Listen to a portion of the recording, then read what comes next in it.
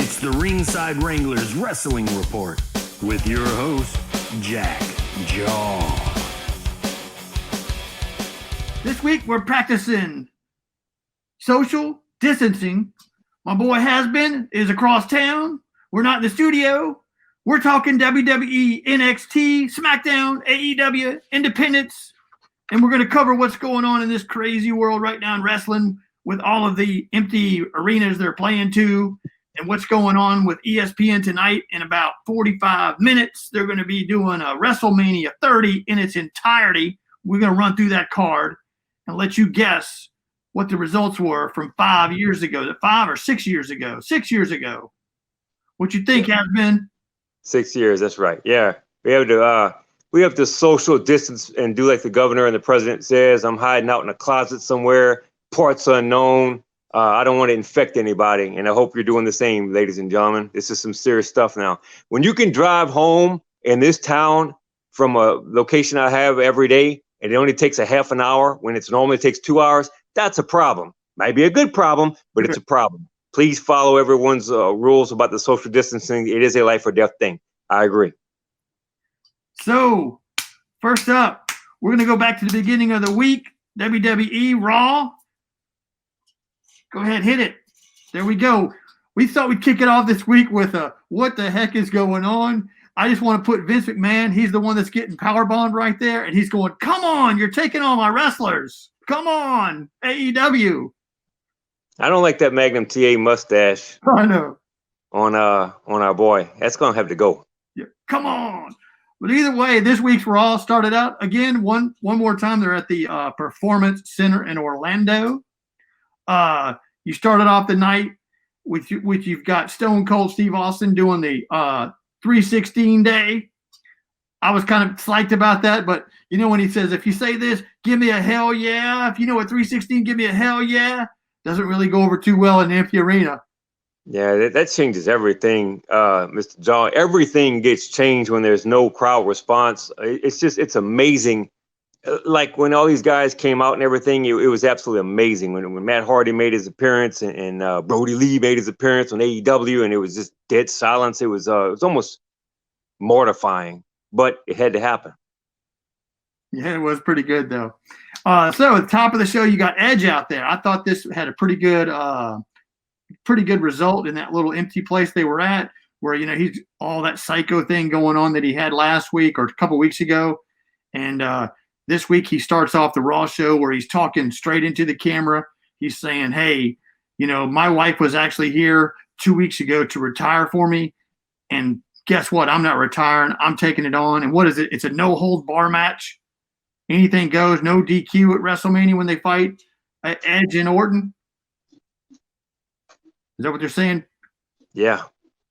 In a general setting, that would be an epic match. Have no idea how that's going to go off in an empty arena studio. So they've also got the whole angle with the 2 nights. They said that later in the week. I don't think they were saying that on Raw.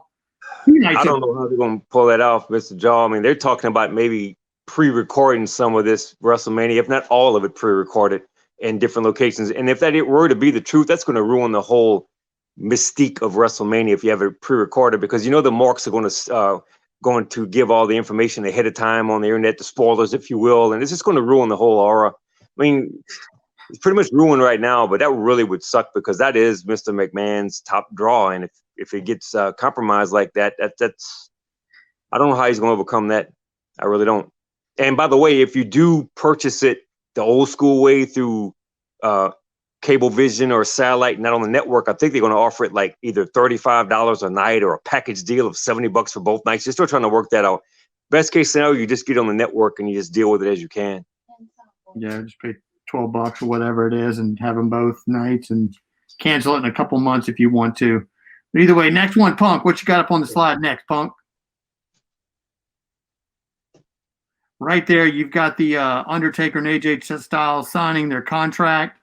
Undertaker comes out. AJ Styles not there. Next one, Punk. You got, he's getting all frustrated. The OP guys come out there and Undertaker lays them out, and he's walking out the Performance Center looking up at the big screen. Either way, it looks under any other circumstances, this would be a pretty exciting match. But right now, you're just trying to wonder how it's going to come off. I mean, God bless them. They're trying. AEW's trying. They're doing everything they can. I mean, I heard that the Blood and Guts pay-per-view is going to be temporarily postponed because of the significance of the wording and the analogy with everything going on right now. I mean, I hate to keep jumping back and forth because it's kind of ruining our vibe between the shows and all. But as a whole, both companies have one thing in common. That's this massive inconvenience from this order. And I'm not making any light by it, but it's really ruining a lot of stuff. And I don't know how they're going to pull this off. I'm just like you. I really have to find out how they're going to do this. I'm sure they have plans. I know they've been pre-recording SmackDown, pre-recording Raw. Sometimes they've been there for 12, 16 hours a day trying to get enough footage to do it to where, because they really don't want to go live anymore because it doesn't make any sense with no fans. And I mean, I don't know, man. It's just uncharted waters, and I just hope that they can make it through because it's really tough right now. Yeah, no doubt. Either way, next up, you had a non-title match, Rey Mysterio and Andrade. I don't know about you, but whenever I see a non-title match, I'm going, well, the champion's losing. And that's exactly what happened. Andrade. Rey Mysterio 619s him right there. He gets the win, but it was a non-title match, so Andrade's still your U.S. champion. You've got Becky Lynch. She started off the show showing up in her 18-wheeler. So I'm saying, hey, the man takes over Raw. She comes out there. She's still, dissing Baszler. As they show Baszler watching from the back, it looks like the man means business. Next up, you got Kevin Owens. He's issuing his WrestleMania-sized promo. He's talking where, hey, man, I used to practice down here in the Performance Center. So I'm saying I got the home field advantage. It looks like Kevin Owens is legit. That's going to be a good match, too. I think that's going to be a good match regardless of whether you're playing to an audience or not. Owens and Rollins. Owens is actually doing better than what I thought being a face right now. It seems like he's better to be a heel, but who knows? That ought to be an exciting match one way or the other. It's good to see Kevin Owens and Sami Zayn both getting a big push right now. Of course, Zayn being a champ, Kevin Owens having this ongoing feud with the Monday Night Messiah. Man, at one point, these guys were kind of like the laughing stock of SmackDown. They got fired. They wouldn't be hired anywhere else. And now they're actually getting their right just for what they deserve for the work ethic that both those guys have put in. I'm glad to see them both getting I'm sure Sami Zayn is going to be in a pretty tough match at WrestleMania at some point. But it's just good to see both those guys getting a good push because they both deserved it. They've earned it. I hate to use that word deserve. I think earn is a more appropriate term. And both those guys have earned the right to get a WrestleMania match. And I think they both should be happy with what they get. Yep. Then the highlight of the night, they've been building it up all night. After they played the whole entire Royal Rumble from beginning to end, they played it.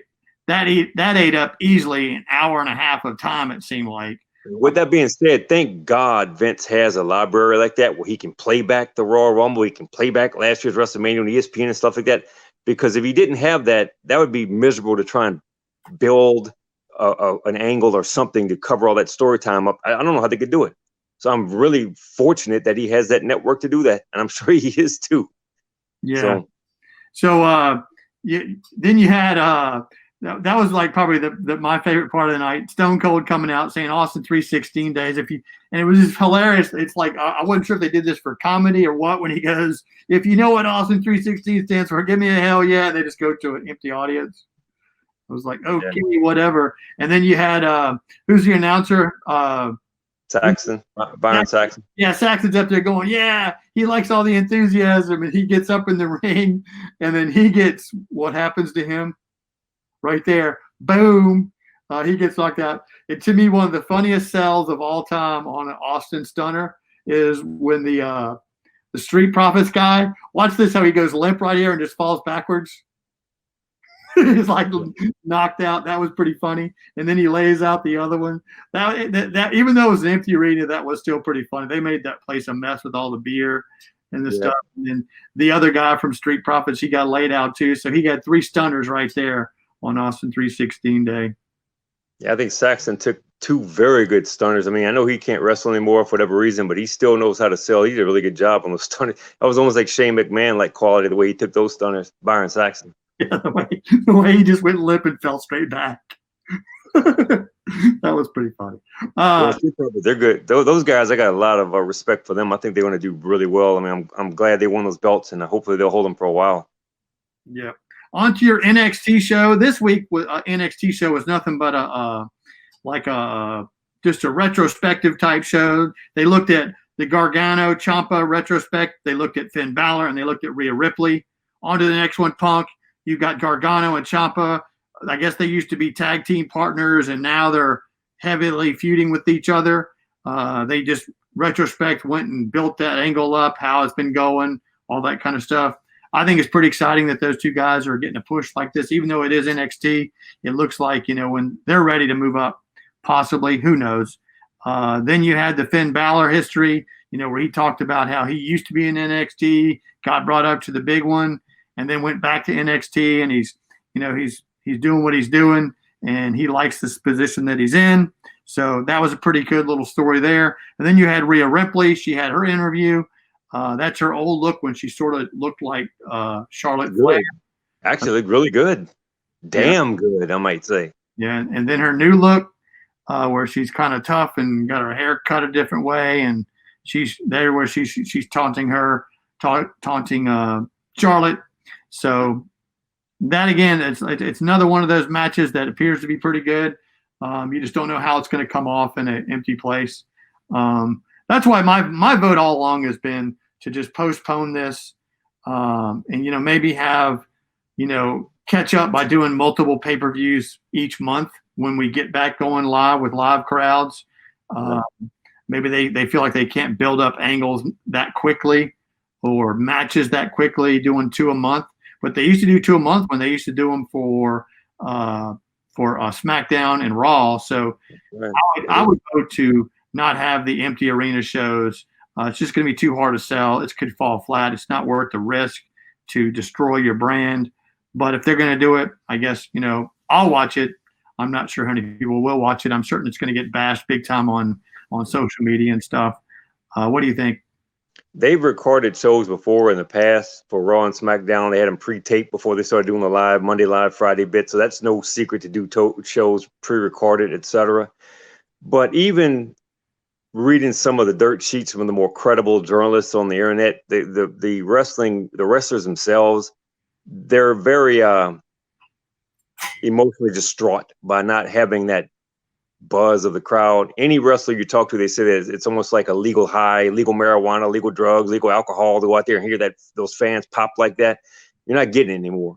So it's extremely awkward. And when you have the biggest pay-per-view of the entire year, your Super Bowl, which brings in billions of dollars, and you're going to lose all of that, and now you have to have something that has no fan support whatsoever. I don't even know how they're going to do the Hall of Fame ceremony. I don't even know if they're going to do the Hall of Fame ceremony. How are you going to do that? Can't have a crowd in there for that either. It's a lot of questions that Mr. McMahon and his crew have to answer.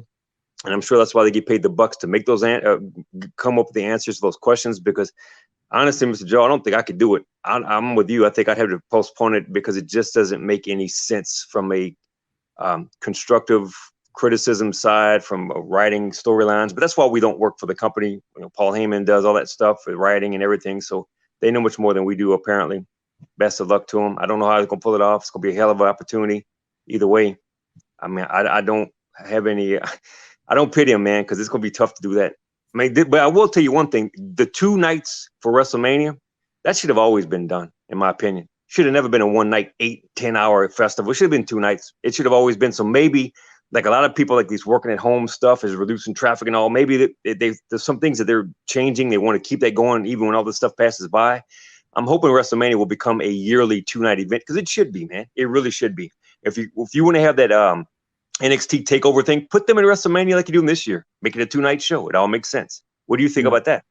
That's a good idea. I didn't think of it like that, but now that you're saying it, that's a good point to have it on 2 nights. We're going to talk in a minute about AEW and how I think that they do such a better job of the empty venue show. And it wouldn't surprise me if Vince and the WWE adapt to some of that stuff AEW was doing with the wrestlers ringside. So either way, on to the SmackDown show this week, also playing to the empty arena. Last week, they were building up the arrival of Rob Gronkowski. I'm not a big fan of his. I see why they want him. But, they announce him, and then right off the bat, the reason why I don't like him, you would hope that he would have that look right there, where it's just Right. like, it's a tough guy or whatever, but Right. that's not what he does. He comes out, and he's just dancing like, what is this about? He's a fan. He's a fan that has to become a wrestler. Yeah. It's just the way it is. He's a fan, and all due respect to that, you can't be a fan. Well, let me rephrase that. You can be a wrestling fan and a wrestler at the same time, but this has to be some kind of a storyline thing where he's going to get squashed at WrestleMania or something, because this, I agree with you, it really cheapens the product. When you get these guys coming in from football and they do stuff like this, in my opinion, they really are just like, they're urinating on the product, if you will. I don't like that. I know you don't like that. Punk doesn't like that. No one likes that. And it just shouldn't be like that. And hopefully this might be leading to something where he's going to get, he's going to have to pay for his sins of doing this. But what about the Patriots, man? I mean, this guy's wrestling now, and Mr. Brady's with Tampa Bay. I mean, I'd hate to be a New England Patriots fan, man. All your big boys are gone now. That's ridiculous. Yeah, he wouldn't surprise me, if he, on a whole nother note, if he went down there and got a contract with with Tampa Bay, but who knows, reunite with Tom Brady. But either way, that kind of fell short. I did think it was kind of cool the way they sold the angle with the Elias coming out there, and then King Corbin coming out there, and Elias laying out King Corbin. That was kind of good. Who knows? I don't know what the connection is between Mojo Rawley and Gronkowski. I think that was the couple of years ago when they had WrestleMania up in Levi Stadium, San Francisco. Yeah, that's when Gronk jumped the guardrail, and also you got to play football in Maryland too. So not Gronk. Who's the other guy you were talking about? My mind went blank because I'm in isolation, hibernation right now. I can't think straight. The football player that played for Maryland, that lights out. He was in the ring with him. Yeah. Like I said, my mind just went blank because I'm in hibernation, quiet, and I can't think straight. Look like I'm half asleep, probably because I am. It did. It was almost like they called Rob Gronkowski. They said, "Hey, we want you here next week." And then Mojo Rawley, thank you. He's the one that played Maryland. Yeah, nobody came up and told him what to do. He says, "Hey, we're going to have you on the show this week," and then he just showed up, and then he just went with it. Like nobody gave him a press. Hey, this is the angle. This is what we're going to talk about. It was just like he just did his thing, and it was just like it fell flat. On to Daniel Bryan and Drew Gulak in the back. They're meeting up with Cesaro and Shinsuke, obviously with the jerk Sami Zayn, who's your Intercontinental Champion. They're in the back. I thought that was pretty funny when he looked at Daniel Bryan. He goes, "So you've reduced to asking for wrestling tips from Drew Gulak." So this sets up the match between those two, Daniel Bryan and Gulak against Cesaro and Shinsuke. Daniel Bryan and Drew Gulak get the win. On next one, Punk. There we go. Real quick on this. Do you remember when Mick Foley put together Sheamus and Cesaro, and no one thought that was going to go anywhere? Oh, that's right. I remember that. And they became one hell of a tag team. This may be your next hell of a tag team because both these guys have tremendous experience. Don't let Gulak fool you. That guy has a ton of amateur wrestling experience. And then with Daniel Bryan, or Bryan Danielson, if you will, with his independent background, I mean, those guys are like two peas in a pot. They're like the second coming of Cesaro and Sheamus together. And it would not surprise me at all to see those guys win the tag team championships, because it's going to be like another him and Kane deal where, they may be opposites attract, so to speak, but they're finding a common ground right now. They had that match against each other where they brought out the best in each other, and Gulak won the respect of Bryan, at least storyline he did. And I'm telling you, it wouldn't surprise me if they win the belts. They're a damn good tag team. They look good. They wrestle good. In my opinion, I think they're just a few weeks or months away from getting gold around the waist, and they should. Yeah. Back to that match you said they had against each other. You said it brought out the best in both of it. It also brought out something else, if you remember, the wardrobe malfunction. Yeah. Yeah. Like that too. I guess they're not going to be. That's why they tag team him now, so they won't. Maybe so. Do that. Either way, that was a pretty good match. Next up, you had Paige via satellite. Talking about just coming back. What's her role? And then you had Bayley and Sasha come out there, and via satellite, Paige announces to the two of them that Bayley's going to be defending that title in a 5-way match with Lacey Evans, Dana Brooks, and Tamina, Naomi, and then she drops the big bomb. Guess what? She's fighting against her quote unquote friend, also Sasha Banks. So that's another match, because I was wondering a week ago who Bayley was going to be fighting at WrestleMania. Well, there you have it. It's going to be a six-way elimination. I guess that's how they're going to swing it. Yeah, six-pack challenge, I think it's called. I think they call it a six-pack challenge. And it doesn't surprise me with this, honestly, because I had heard that it would either be Lacey Evans or Naomi, but like a three-way dance, so to speak. But putting these other ladies in, they rightfully deserve it. The thing with Sasha Banks makes perfect sense. Absolutely perfect sense, because she could be the wild card. If it is a six-pack challenge thing, that's probably elimination, like a Royal Rumble. They can work with each other, and then at the end, if they have to go head-to-head, so be it. But yeah, I mean, those two are like, you call them frenemies or whatever the case may be, that term that everyone likes to use. I think Sasha Banks and Bayley are the best frenemies there can be, like Shawn Michaels and Triple H were back in the day. I mean, they can be good friends, but they can also beat the living out of each other. I could see that happening at WrestleMania, whether it's recorded or not. Yeah. But either way, that's a pretty good sell of a match there. Next up, you had Alexa Bliss and Nikki Cross. They were interviewed backstage. They're just talking their stuff with Bliss is challenging Osaka to a singles match. That's going to be next week. I'm surprised that they have these two characters back on the show after that leaked video from a couple weeks ago where they took off during the commercial. Yeah. So right now, whenever I see these girls or ladies in an empty arena, you can immediately think that. But either way, that's your match for next week: Osaka and Alexa Bliss. Next, it wouldn't surprise me to see these two ladies against Asuka and Kairi Singh for the titles at WrestleMania either. I could see that happening. Yeah, that would be a good match. Then you had The Miz and Morrison. They had their dirt sheet show. Next one, Punk, right there. That dirt sheet show leads into a match with Heavy Machinery. I don't know. Heavy Machinery to me is not a great tag team, but they are fun to watch. I like the guy right there, Otis. Yes. But either way, Heavy Machinery. I think Otis and Tucker are both really good athletes in their own right, but I'm telling you, we talked about this a long time ago. If you do not have a match at WrestleMania with Ziggler, with Dolph Ziggler and Otis, and a Falls Count Anywhere last man standing match with Mandy Rose being the guest referee, if you don't do that, you're absolutely doing a monstrous injustice to all the wrestling fans, because it only makes sense, especially after what happened last Friday with Ziggler coming out there and costing that match. Because see, right there, when he goes ballistic, he cost him a chance to be in that championship match against Miz and Morrison, and now they're going to have the Usos and the New Day, and the winner that's going to take on Miz and Morrison.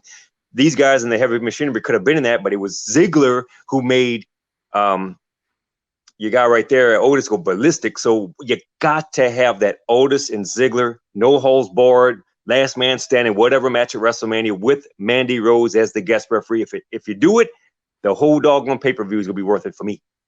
Yeah, if they don't have it, it's like you got to think that whole Valentine's wasted for nothing. Next up, we're calling the main event of the night on the SmackDown show. You had Goldberg and Roman Reigns for their WrestleMania contract signing. Big egos looking at each other, staring each other down. Ultimately, it comes into Goldberg signs it after Reigns called him a little bitch bulldog sitting in his yard, holding a title he never earned. So after the contract signing, Goldberg throws the table out of the way, and the two have a stare down to end the night. Pretty intense. Again, that's another one that's not going to go over too well in an empty arena. That needs there's going to be two brand new world champions. This has been said since Royal Rumble. McIntyre is going over Brock, and Reigns is going over Goldberg. That has been said since Royal Rumble in January. And now, unless they have some massive change, which I haven't heard anything, I don't think you have either, that's going to happen. So those two matches are almost guaranteed. They got to come up with these other matches to kind of bring that element of surprise in, if they're going to do anything at all with that. Otherwise, it's going to be a very, like you said, man, I can't agree with you more. It's going to be a very bland show. No fans. Probably most of it's going to be pre-recorded. They got to do something to get that wow factor. I know we're about to talk about AEW in a second, but when those two guys came into the AEW, showed up on the show, the two surprises that really weren't surprises, but they made them think that they were surprises. Guess what was missing?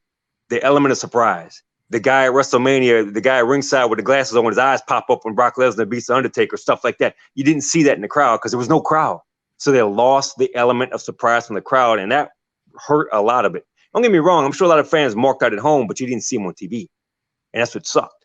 So that's some of the things that you have to give up and try and find a way to try and get that back if you can, if it's possible, during this quarantine itis that even you and I are having to go through right now. So. Yeah, no doubt. Well, that was the end of the SmackDown show on Friday night, and then on to AEW. Another great show. They're really hitting on all cylinders now, even with the empty arena.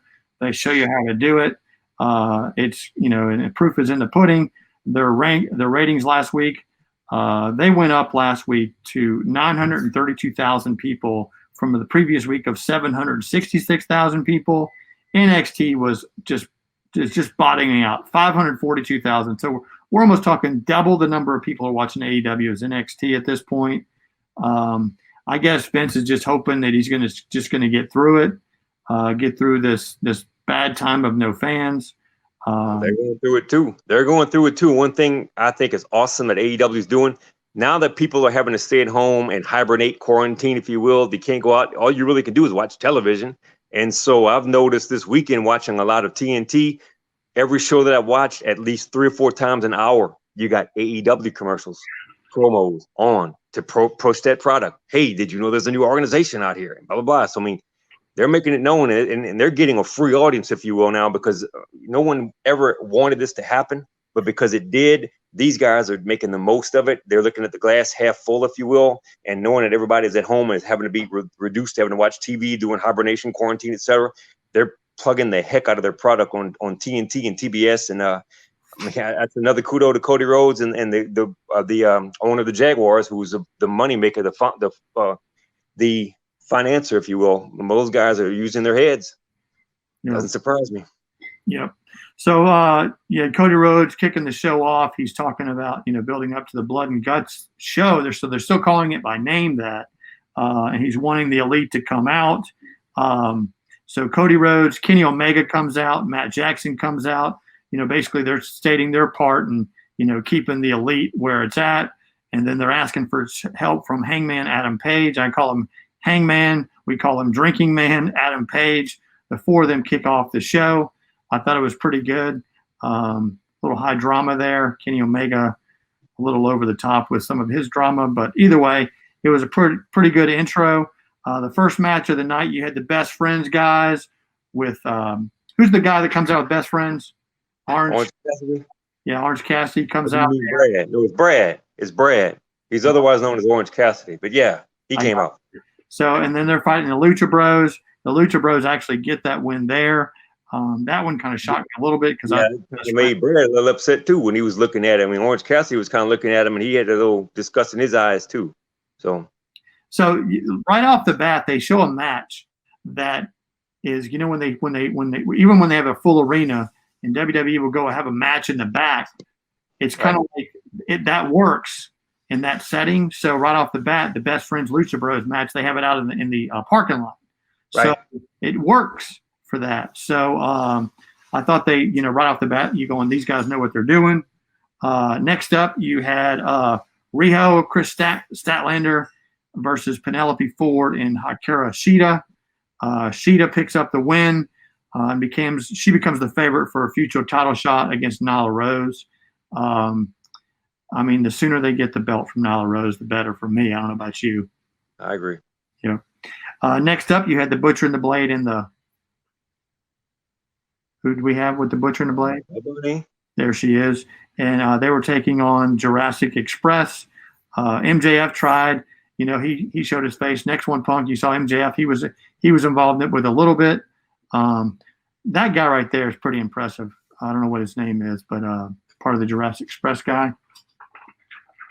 Going back to what you said about how AEW is, they were very creative with the empty crowd, because they're doing the same thing WWE's doing. But these guys, like MJF and those guys, they were actually, and Tully Blanchard and all those guys out there, they were actually betting, or they were implying they were betting on these matches, like who would win and lose.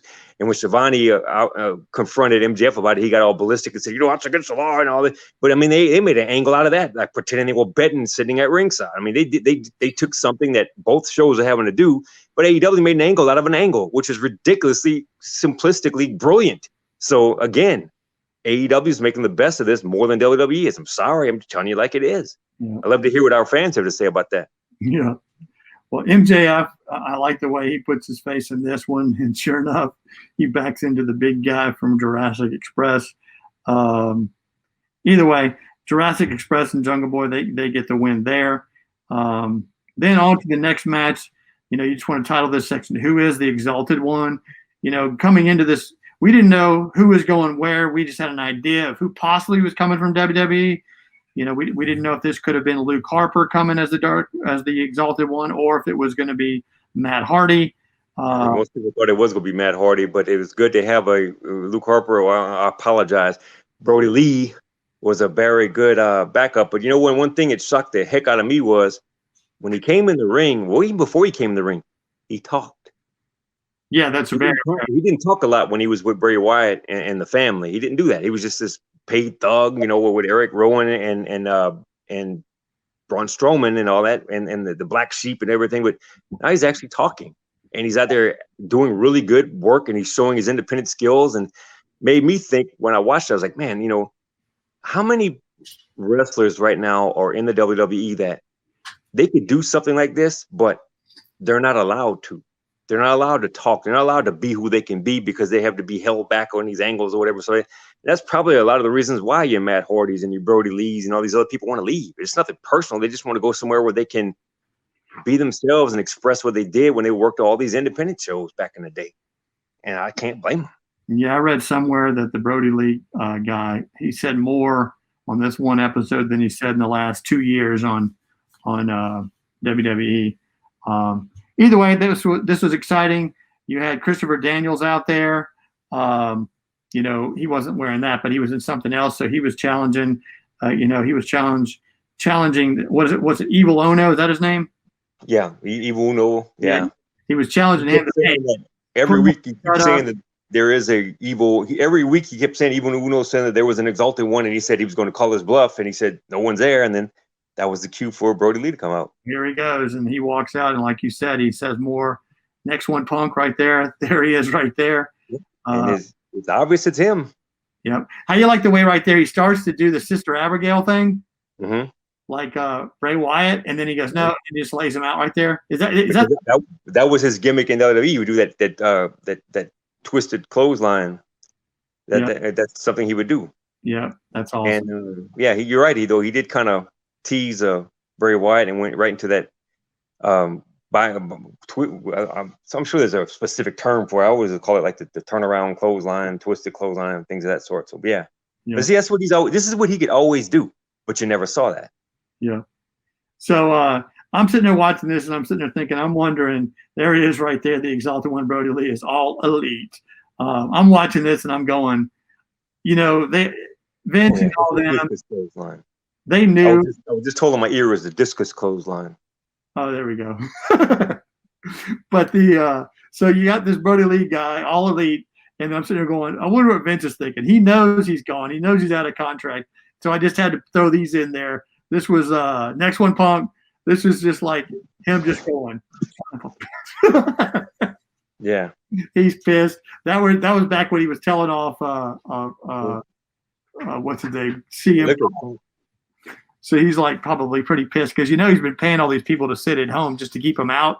So he's not having a good day right now. So you could just insert right there. That's his thought right there. What he's thinking about the XFL. That's his thought. What he's thinking about playing to empty audiences. That's his thought. What he found out about no WrestleMania to the big stadium. So things are not good right now for Mr. Vincent Kennedy. Hopefully they get better because I'm not a huge number one WWE fan, but I want it to be good. It pushes the business along. So hopefully things level out and they get back going again. What do you think? It gives you a life lesson both inside and outside the wrestling world. And that is, it may take a long, long time for you to succeed in something, be wrestling related or in your personal life. If it's not, it may take a long, long time to succeed. And when you finally do get there, just like that, it can be taken away. Lord giveth, Lord taketh away. So situations like this is when you have to be humbled. You have to realize that it's the truth, man. I mean, you could be on top of the world one day, $50-60 billion man, and the next day you scraping barrels like everybody, common man, Dusty Rhodes, God bless his soul. You're scraping barrels trying to make a living because you've been reduced to nothing by something that was not of your control. But hey, it's life, brother. Vince is the ultimate heel. Either way, next up, you had the main event, the Elite versus the Inner Circle. Next one, Punk. There you go. On paper, this looked to be really good. They pitched it from the beginning with Cody Rhodes, Matt Jackson, and Hangman. So this match went back and forth. Ultimately, the Elite, they fall to the Inner Circle. Right. And the Inner Circle is partying. And then next one up, these two guys going back and forth right there, Matt Jackson and Adam Page. You don't know what's going to happen with that. I guess they're going to break that into a singles head-on-head or whatever. You know, each week they keep hinting that Hangman's going to go heel. Yeah. Who knows? It's good. I like that. I mean, you unlike WCW where they did the the bait and switch kind of thing, they're keeping the hook on the bait and they're setting the hook hard. But it's obvious to me at some point they're going to pull that trigger. They're not going to just keep doing it forever and ever and ever. I mean, that's how they're getting people to come in, because you never know. Like in the old WCW days, you never knew who was going to show up on Nitro. Well, any Wednesday now, Hangman might go heel, and this thing here with the drone, that was awesome too. That was really good ingenuity. Yeah, that was crazy. I think the second I saw the drone, I said, "Oh, here he is, here he is." Because after you saw Brodie Lee was going that one way, you knew Matt Hardy was going the other way. So, and then here's Matt Hardy in the next one. And then the stunned Inner Circle. There he is. I guess there he goes. Oh, look at Guevara, whatever. Guevara, before that match, when they were coming out and they were out there singing Chris Jericho's music, that was pretty cool. That just sold that whole wrestlers at ringside angle pretty good and made that show pretty good. Either way. That was pretty good. Here next week, Jericho and Matt Hardy is supposed to go at it on the next Wednesday episode of Dynamite, if that's true. So that should be a pretty good match. Cool. All right, then on to next up. We had a little. We wanted to cover the indie wrestling scene right now. Obviously, with not a lot of TV and indie, they're pretty much hunkered down, waiting for the Corona stuff to be over with, so they can get back to their live shows. We wanted to give you an update on Wrestling 225.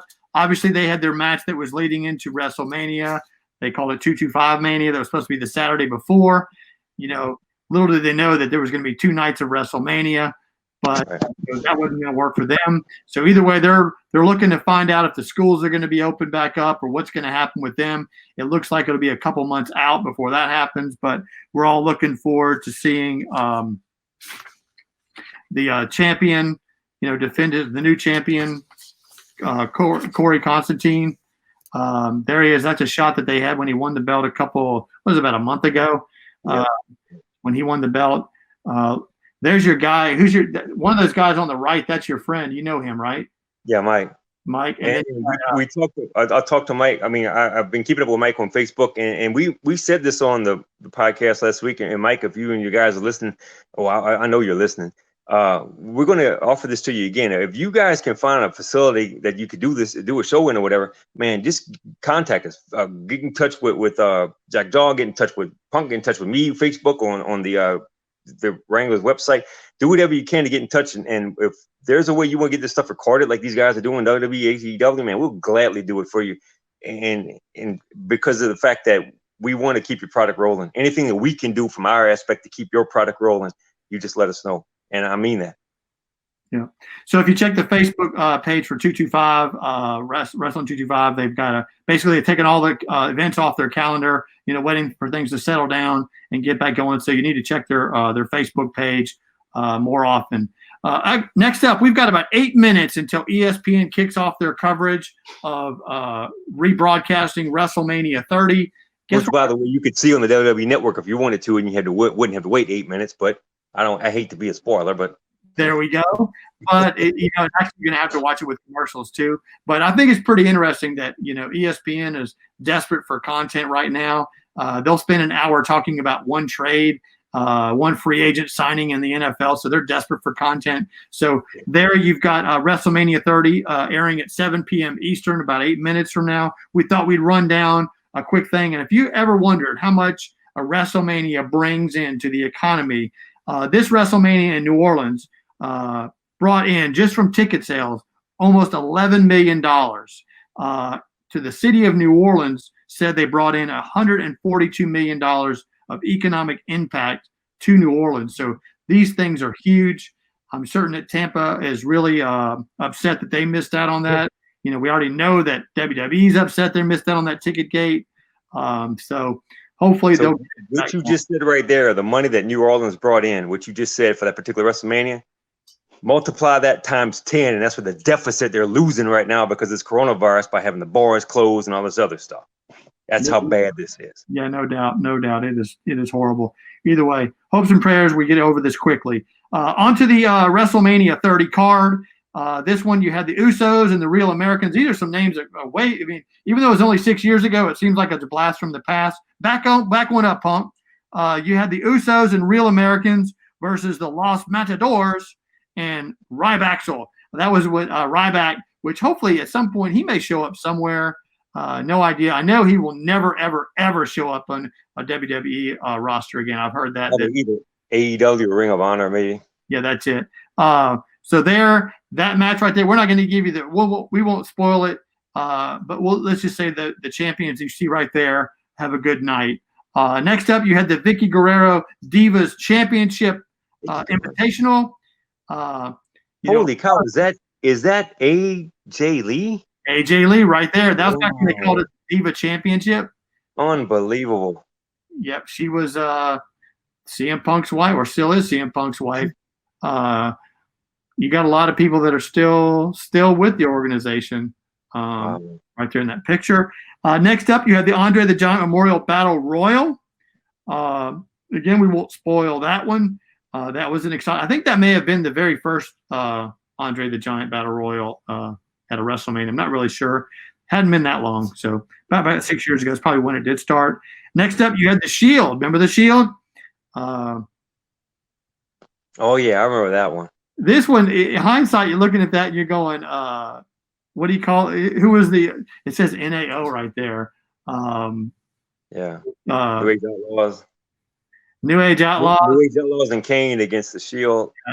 In retrospect, that's kind of weak. Yeah, and especially Billy Gunn's now backstage at AEW with his son, and Road Dogg's doing the backstage WWE, and Kane is the mayor of Knox County, so that's amazing, isn't it? Yeah, that was kind of weak in retrospect.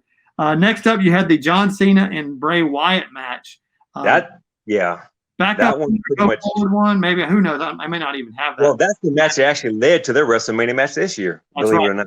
Because Bray Wyatt was, pissed that he got it. Then you have. We need to spoil it. He lost to John Cena at this match at WrestleMania in New Orleans. We have to spoil it because that's the whole reason why they're having their rematch at WrestleMania this year. Yep. And then this one right here, this was the one that made history. Yeah. If you don't watch it for any other reason, watch it for this one. Right there, you had Brock Lesnar and The Undertaker. I'm not sure we need to tell you who won that one, but hey, it was somebody, the O left for somebody in this. The whole world knows who won that match. And that was the one where that guy that was sitting ringside with the glasses on and his eyes almost popped out of his skull. I mean, that was the birth of that. And now you see it every time something monster event comes up. You see that fan's face. They have a GIF or whatever. But so yeah, this match really was historic in more ways than one. And next one, Punk. Let's see what we got next right there. And this is, I think I got the shot where he hit the F5 on him. Well, that's where he won it. There's the picture. That's the one. Yeah. That's the you've seen around the world. There we go. Then next up, you had a match that was going to lead on to the guy that was going to fight Triple H. You had Randy Orton, Batista, Daniel Bryan. The winner of that match was going to go on to fight Triple H, and both titles were unified there. You had the WWE Championship, and then you had the Raw. I guess it was the Raw at the time. Early on in that match, you had Orton and Batista working over. Really abusing Daniel Bryan, powerbombing him that way. Daniel Bryan comes back in that match. You don't need to know this, but you'll see it in a second. Next one up, Punk. The knee shot. I mean, that's a pretty crippling move. Next one up, Punk. There, and he wins. So Daniel Bryan goes on to fight Triple That H. actually was the first match of the night. He had to beat Triple H in order to take on Randy Orton and Batista in the Triple Threat. If I'm not mistaken, it was the first match of the night. He beats Triple H, and then that gets him in the finals against these guys for the belt. It was 3-way. But boy, was that a heck of a night for Daniel Bryan that night, man. Yeah, that was crazy. I remember when they were giving him a hard time over. They were giving him such a hard time. Him and Stephanie McMahon and Triple H. They just, playing the whole angle that they didn't want. He was a B player. They didn't want a B player. He was supposed to get past Triple H in the first match. And when he beats him, then all of a sudden now he's taking on Randy Orton, who was a champ at the time, and Batista in the 3-way dance. I mean, that wasn't even supposed to happen. So, I mean, physically it was exhausting for him, and just that put him over the top. That was, I'm not going to say that was the birth of the Yes movement because it was well born before then, but that was probably the climax of it. Like you talked about the Kofi Mania last year at WrestleMania. That was a Daniel Bryan Yes Mania right there in New Orleans. Yep. All right, so we're going straight up 6 o'clock, 7 o'clock Eastern. So we're going to let you get over to ESPN to watch the WrestleMania 30 in its entirety. You got any final words? Has been? Man, it's like everyone has been saying, it's a very trying time right now for wrestling field, outside the wrestling world. Everyone needs to just listen to your local officials, governors, president, whomever. This quarantine thing, we're doing our part right now by being hibernating quarantine, whatever, but it's all for a good purpose. And the one thing, just like Vince is doing and the guys with AEW, we're going to continue to put these products on to help you, because right now what people really need is a pick-me-up. They need to be entertained. There's hardly any events on TV, hardly any sporting events being shown. The wrestling stuff's got a zero crowd. It's a bummer. So anything we can do like this to help keep the momentum going and keep the wheels spinning until this all comes to an end, God willing, we're going to do our best. And we appreciate you guys and ladies out there in the internet land tuning in to us, because that's what makes us want to do this. Yep, no doubt. So here we are. We're at 6 o'clock. I'm Jack Jaw, host of the Ringside Wrangler Report. Has been so kind to join us. If you got any questions for us, any feedback, comment on our YouTube channel, like us, subscribe to us. Any questions, you can hit us up at ringsidewranglers@gmail.com. You got anything, Punk? Punk's been producing the show. He's rolling in there. He's Mr. Sleestak. I'm good. He's good. Like this. Good. Another good job. Like has been said earlier, if independents need any support out there, you need us to cover your content, do a shout out to you, whatever. Give us an update on when your shows are coming up. As soon as we get back going live again, we're all antsy, ready to go. So I'm Jack Jaw. I'm out. Thanks for joining us. Peace. It's the Ringside Wranglers Wrestling Report with your host, Jack Jaw.